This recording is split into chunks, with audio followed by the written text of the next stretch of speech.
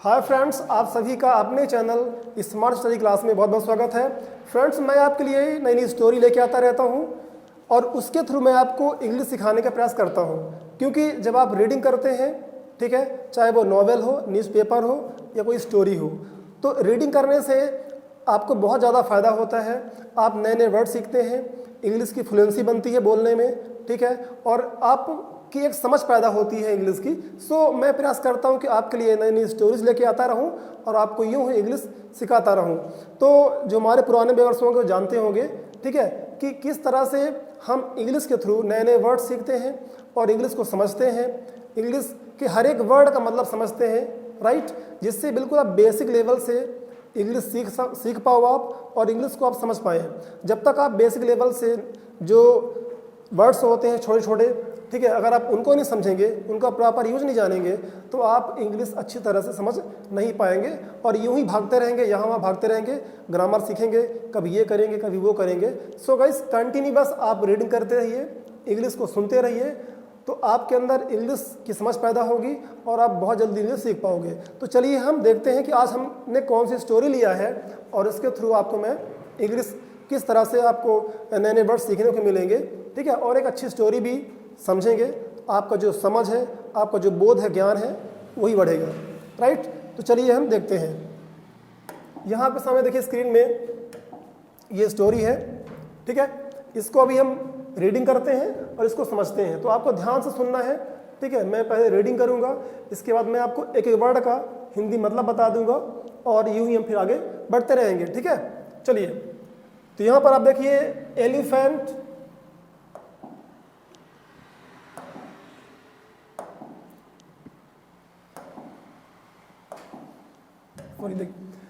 Elephant and friends, हाथी और मित्र, ठीक है।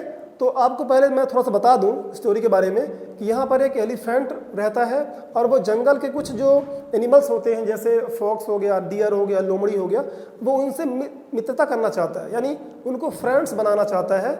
बट वो किस तरह से एलिफेंट को मना कर देते हैं, ठीक है, मित्र बनाने से, चूँकि वो बहुत हैवी होता है। तो ये स्टोरी में होगा, आइए देखते हैं, ठीक है। One day an elephant wandered into a forest in search of friends, ठीक है। तो इस तरह से आपको रीडिंग करना है। जब भी आप अपने घर में रीडिंग करें, नॉवेल हो या स्टोरी हो, तो आप पेंसिल के माध्यम से क्या करें कि उसके ब्लॉक बना लें। सेंटेंस यदि आपका बड़ा होता है तो उसका आप पहले ब्लॉक बना लें। ब्लॉक यानी कि 3, 4, 5 शब्दों का एक समूह बना लें, फिर उसका मीनिंग निकाल लें, उसका अर्थ समझें, इसके बाद पूरे सेंटेंस का आप मतलब समझें।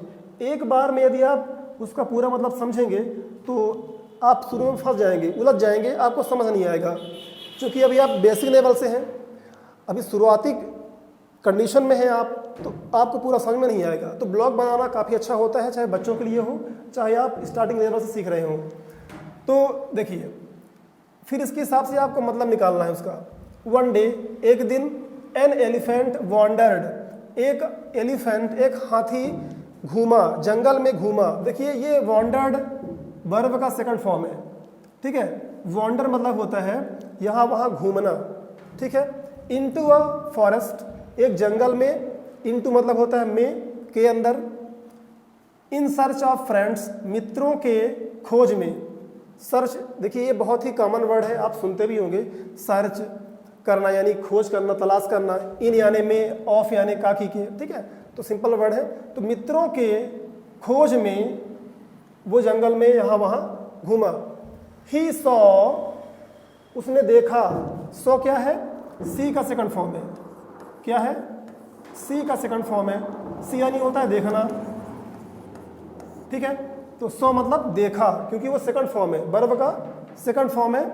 और ये स्टोरी सिंपल पास्ट में है, ठीक है। जब कोई भी स्टोरी, कोई लाइन सिंपल पास्ट में होती है तो उसमें क्या होता है, सब्जेक्ट और वर्ब की सेकंड फॉर्म, ठीक है, ये फॉलो होता है। तो ही यानी उसने देखा, a monkey on a tree, एक मंकी को पेड़ पर, ऑन अ ट्री, और मतलब पर, अ ट्री, पेड़ पर, ठीक है। नेक्स्ट लाइन है, will you be my friend asked the elephant. Will you be my friend. तो एलिफेंट ने पूछा, ठीक है, जो जंगल के जानवर थे, सॉरी मतलब मंकी, पहली बार वो मंकी से मिला और उसे मंकी से पूछा कि क्या तुम मेरा मित्र बनोगे, विल यू बी। बी मतलब होता है होना, ठीक है, बी यानी होना या बनना, ठीक है, होना या बनना। उसने कहा कि क्या तुम मेरे मित्र बनोगे। बनोगे क्यों, विल है ना, क्योंकि विल लगा होता है तो वो फ्यूचर का हो जाता है कि तुम मेरे मित्र बनोगे, ठीक है। आस्क्ड द एलिफेंट, आस्क्ड यानी पूछा, एलिफेंट ने पूछा मंकी से, राइट। अब देखिए मंकी रिप्लाई क्या करता है, रिप्लाइड द मंकी, रिप्लाइड मतलब जवाब दिया, मंकी ने जवाब दिया, क्या दिया, यू आर टू बिग, आप बहुत बड़े हो या तुम बहुत बड़े हो, ठीक है। यू मतलब तुम भी होता है और आप भी होता है, और आप समझते होंगे कि हम आप अपने बड़ों के लिए बोलते हैं, लेकिन इंग्लिश में केवल यू होता है।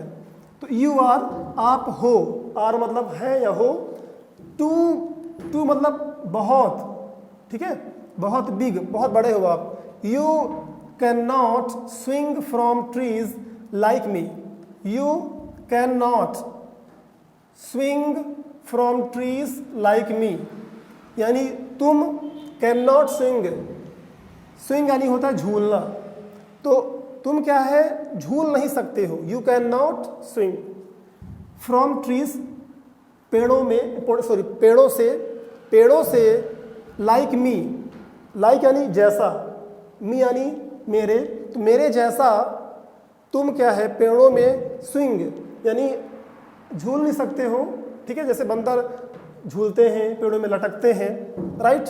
नेक्स्ट, नेक्स्ट यानी होता है आगे, ठीक है, आगे। The elephant met a rabbit, ठीक है, इसके मैंने दो ब्लॉक कर लिए, ठीक है। एलिफेंट मेट अ रैबिट, तो एलिफेंट एक हो गया सब्जेक्ट, मेट यानी हो गया मिलना, मेट एक्चुअली मीट का सेकंड फॉर्म है, राइट। मीट यानी मिलना, तो मेट यानी मिला, एलिफेंट मिला एक रैबिट से।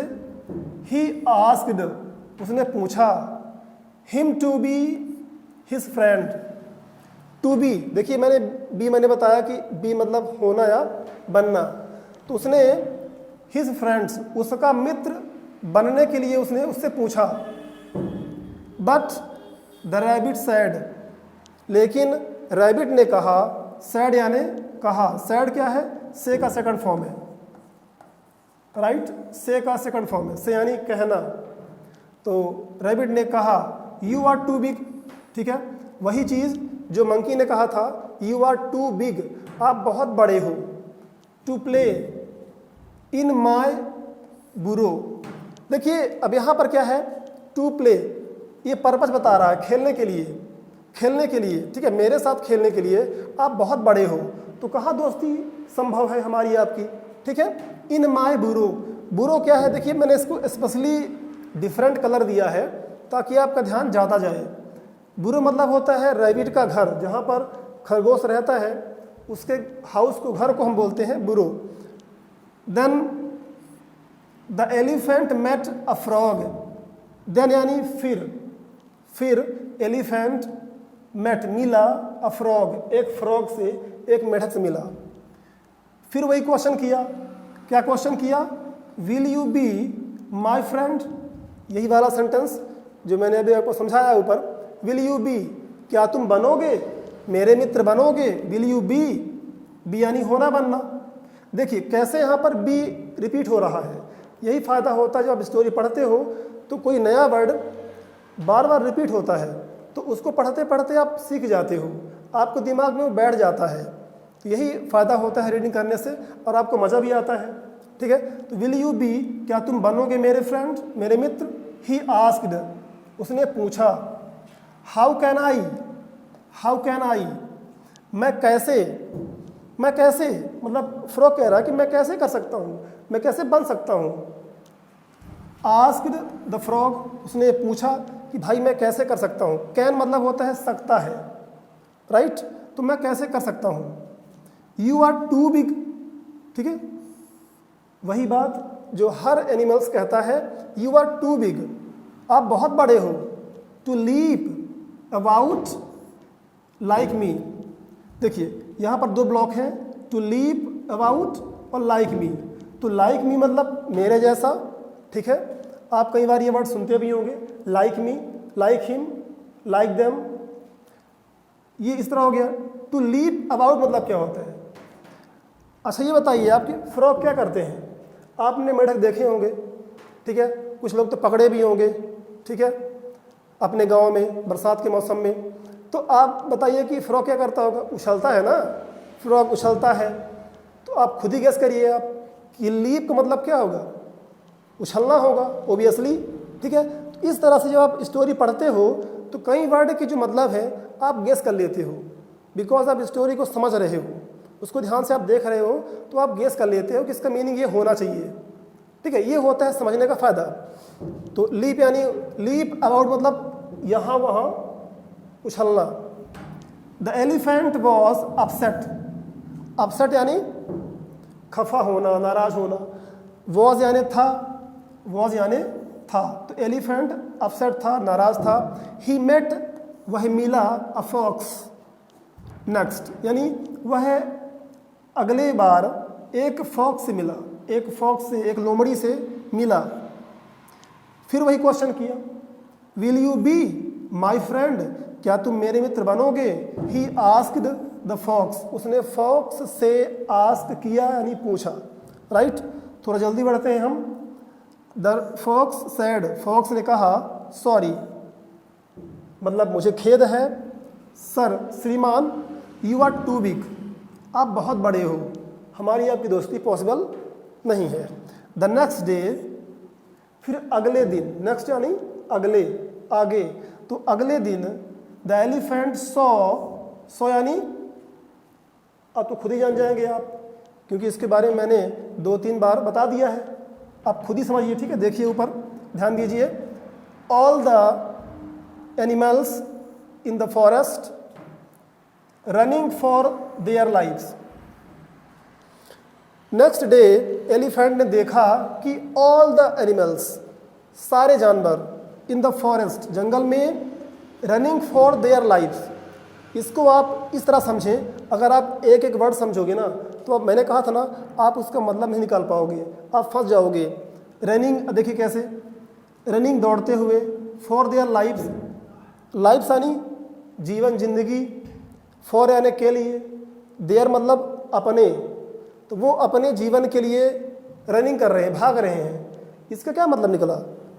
हम जब अपने जीवन के लिए भागते हैं तो उसका मतलब ये होता है कि जीवन को हम बचा रहे हैं, अपनी जान को, अपने जीवन को हम बचा रहे हैं। तो यहाँ पर आप ये बोलोगे कि वो अपने जीवन को, ठीक है, बचाने के लिए भाग रहे थे, ठीक है, अपनी सुरक्षा के लिए, अपने जीवन को बचाने के लिए वो भाग रहे थे।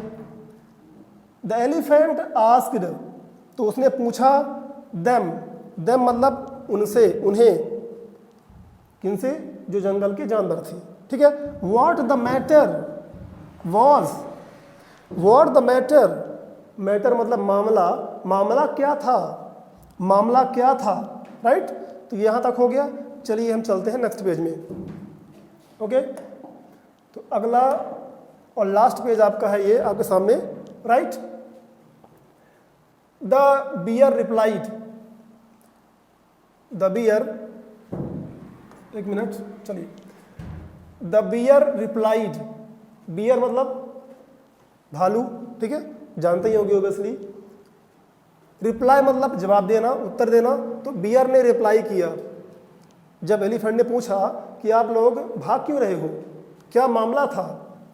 There is a tiger in the forest, there is a tiger, इसका मतलब होता है कि एक टाइगर है, एक, ठीक है, एक बाघ है। जैसे आप बोलते हो ना, देयर इज अ किंग, एक राजा है। अगर आप बोल दो देयर वॉज अ किंग, तो एक राजा था, ठीक है।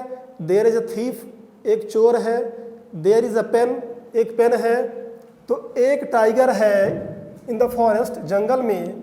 ही is trying to gobble us all up, यानी गॉबल अस मतलब होता है कि जैसे किसी को निगल जाना, खा जाना, ठीक है।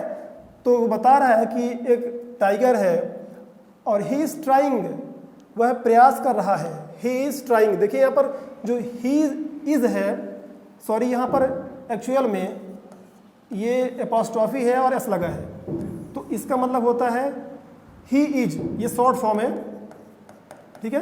ये ऐसे इसका जो फुल फॉर्म होता है वो ऐसे होता है ही इज, इसको पढ़ेंगे ही इज, ठीक है। अगर आप वैसे पढ़ोगे कॉन्ट्रैक्शन करके शॉर्ट फॉर्म में आप पढ़ोगे तो कैसे बोलोगे ही इज ट्राइंग, लेकिन अलग अलग बोलेगे तो ही इज ट्राइंग, ओके।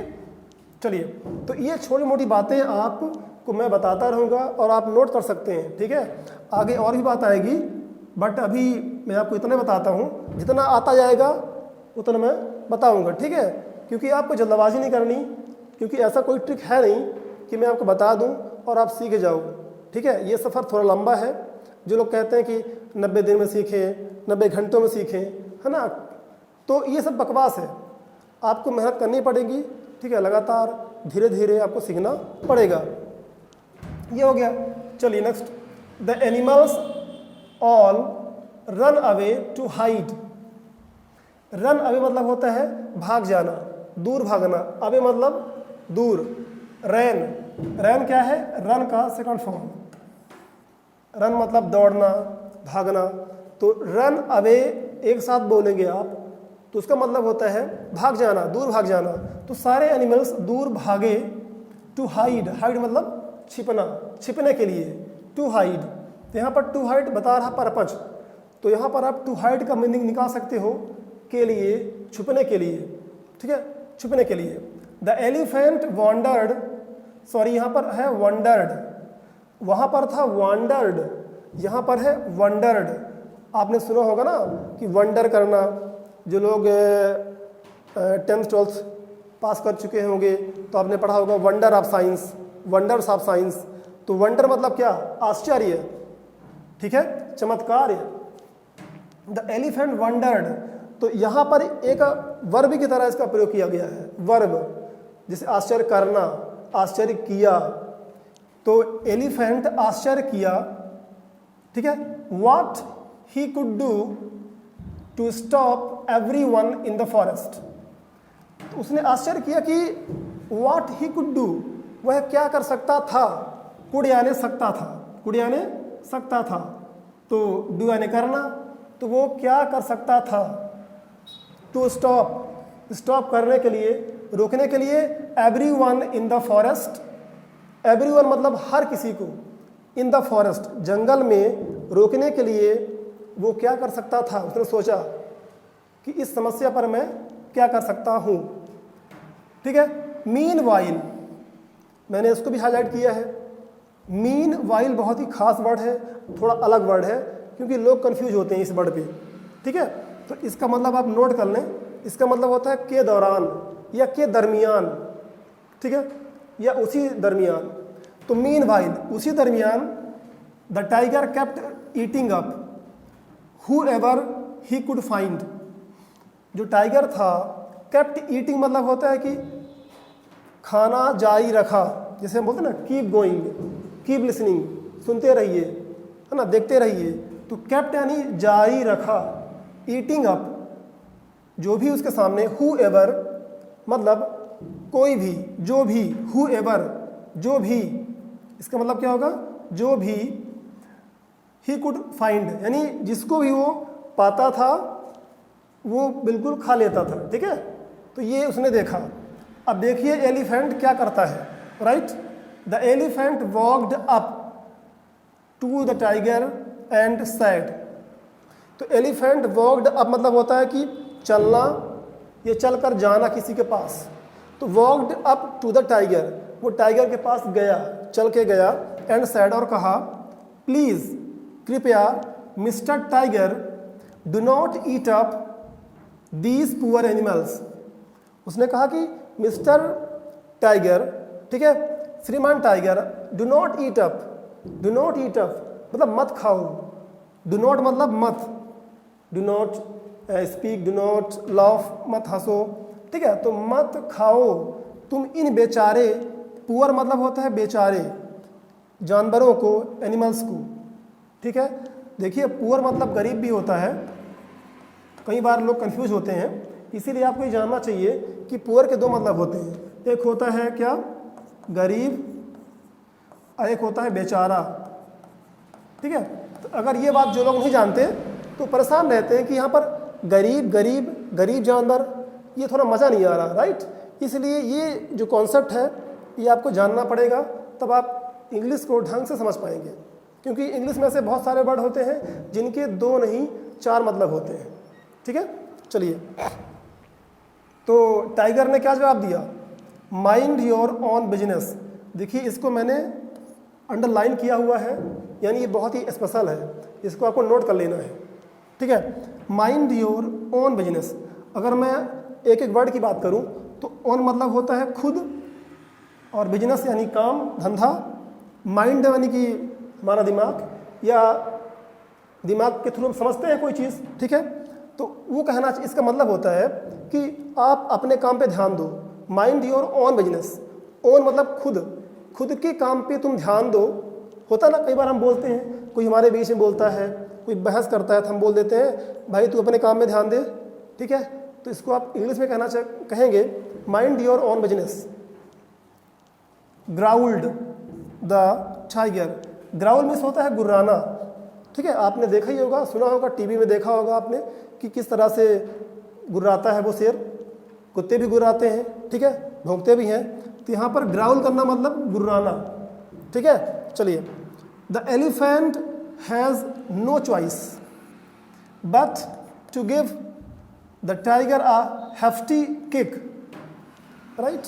देखिए हेफ्टी आपके लिए बहुत नया वर्ड है, बिल्कुल नया वर्ड है, ठीक है। इसको आप लिख लीजिए, समझ लीजिए।